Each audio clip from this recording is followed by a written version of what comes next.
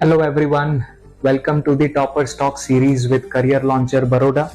We have none other than Shrenik Vaidya today with us, who has made it to IPM program at IIM Indore in 2025.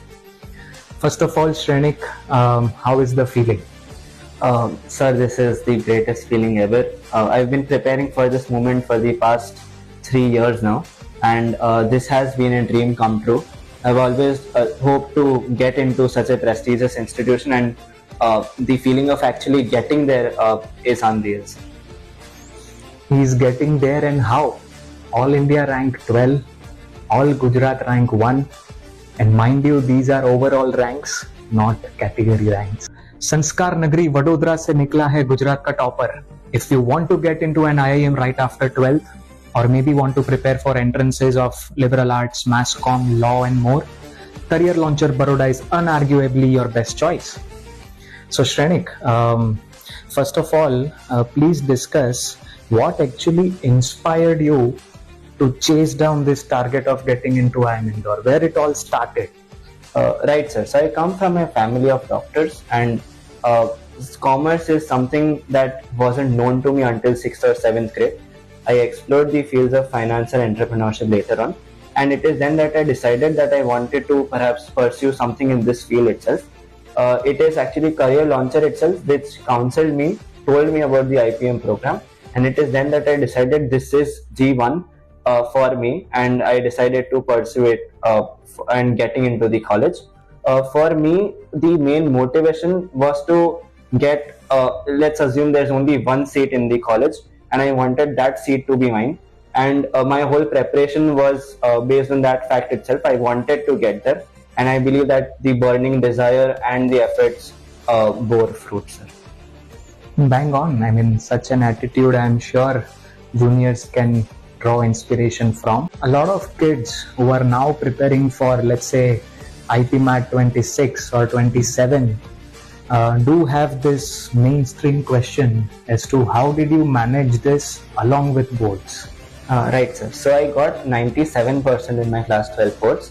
I stood second in the city, first in my school. That's again stupendous. Right, sir. So for me, managing boards and IPMAT was all about ensuring that I had my concepts clear, especially in commerce subjects, because at the end of the day, that is what matters. I ensured that when they taught it in the class, I paid entire attention, and towards the end, I put more focus on the boards, especially when you have 6 to 7 days between two board exams. I utilized that time fully. I ensured that I practiced my theory well, and I could manage IPMAT and boards. And see, what we know for a fact is that you opted both for your class 11-12 applied mathematics as Yes, well as sir. IPMAT coaching under one roof here at Career Launcher Baroda. So was it actually beneficial?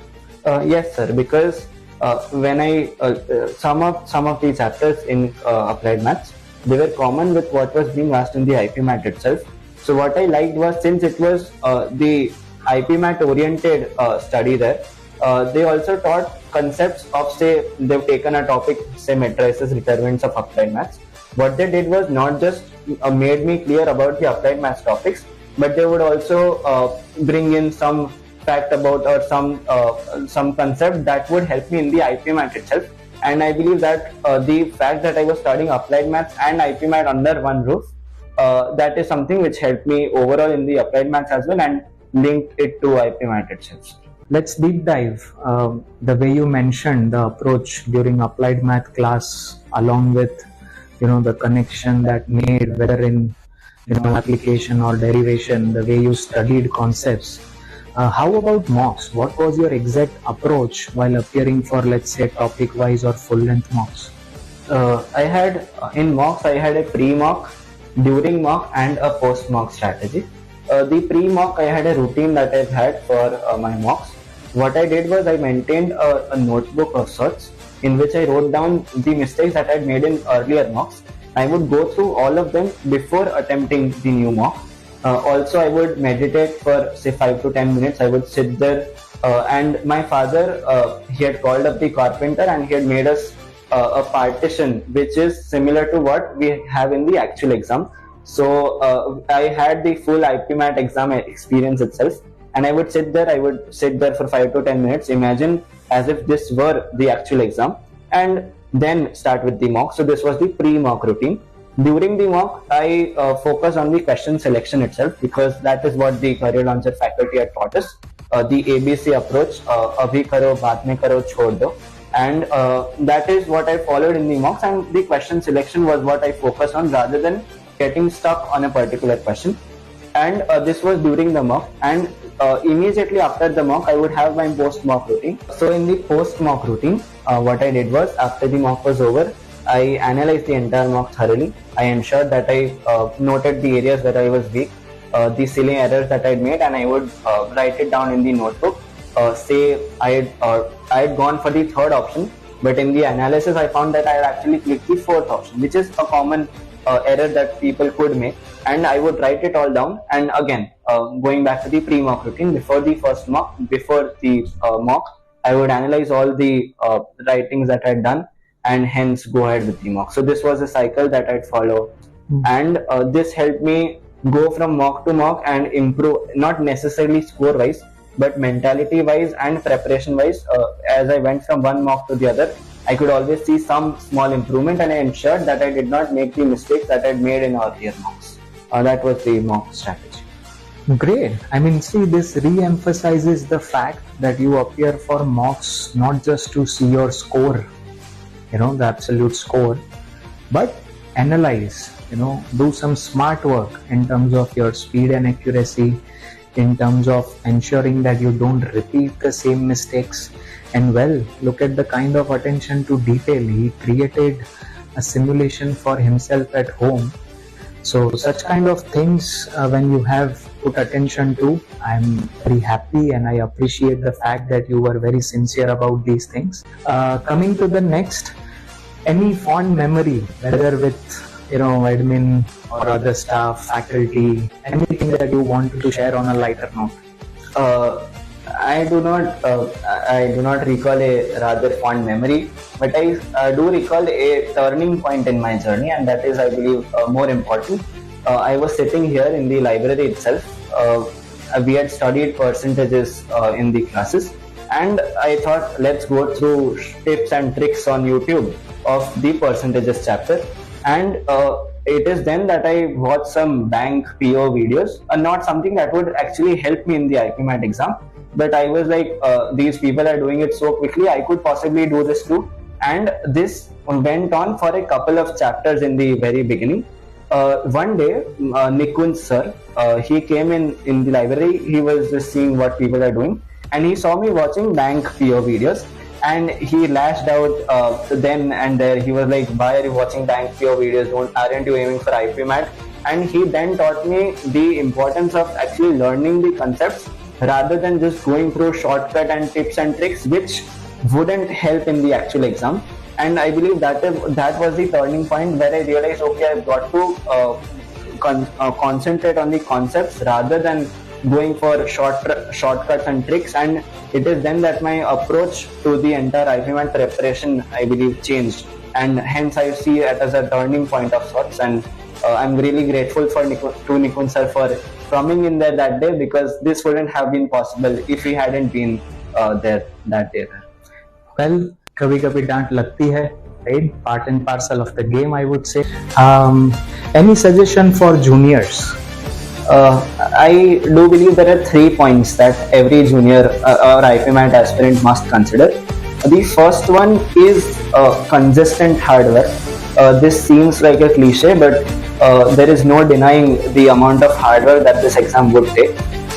Even if you're not able to put in hours one day, it does not matter, but ensure that you're moving, say, only a little bit if possible, but you're moving every day and not being stagnant there. And consistency, especially in aptitude exams, is what matters the most, in my opinion.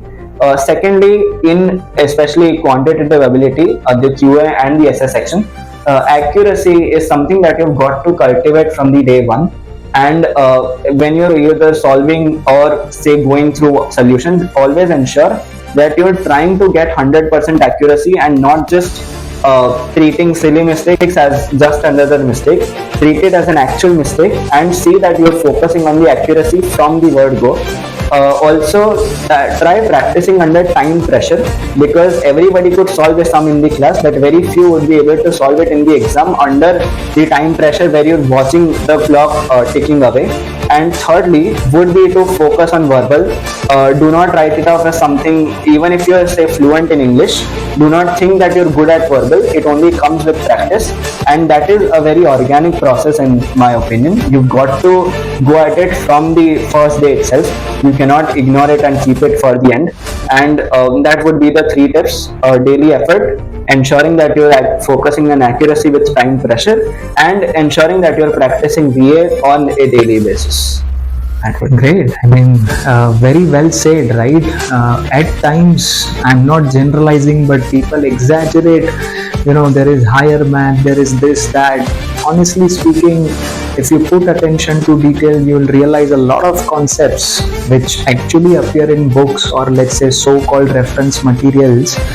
A lot of topics are actually not asked in the short answer section.